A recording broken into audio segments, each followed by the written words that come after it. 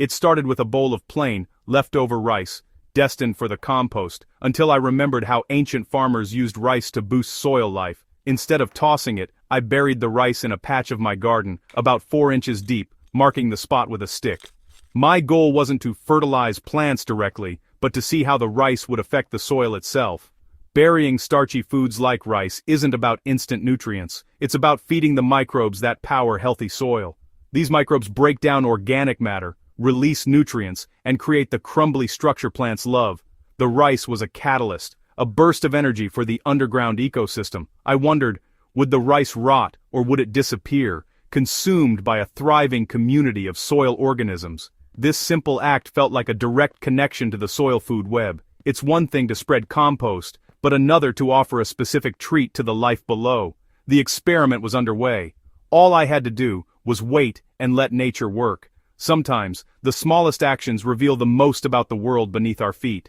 And so, the rice experiment began. Healthy soil teems with billions of microorganisms, bacteria, fungi, and more, all working to break down organic matter and release nutrients for plants. Cooked, unsalted rice is a pure carbohydrate, a quick snack for these microbes. When you bury a small amount, microbial populations surge, improving soil structure and fertility. Fungi create fine threads that bind soil, making it airy and well-drained. But it's crucial to use plain, unsalted rice. Salt and oil harm soil life. Bury the rice at least 4 inches deep to avoid pests, and place it where roots and microbes are most active. Use only a small handful. Too much rice can turn slimy and anaerobic, harming the soil. The key is moderation, a treat, not a feast. This simple act can jumpstart the soil food web, but only if the conditions are right.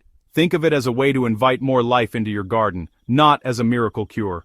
The real magic comes from the microbes, not the rice itself. Treat your soil as a living community, and it will reward you.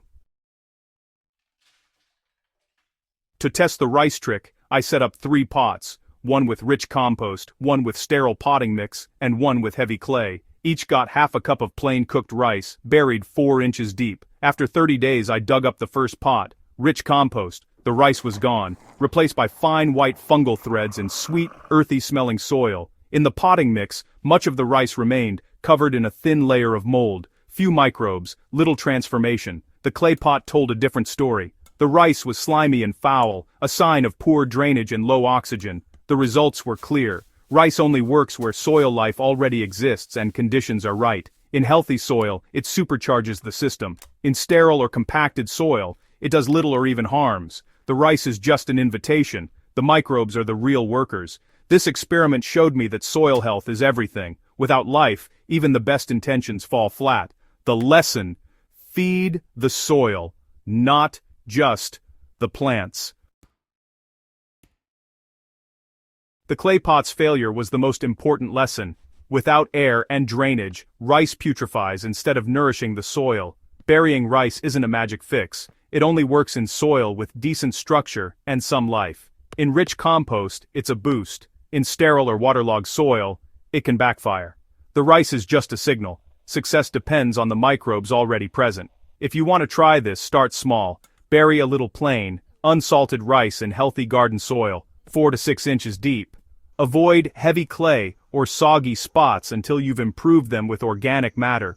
For an extra boost, water with compost tea to add more beneficial microbes. This experiment is a reminder.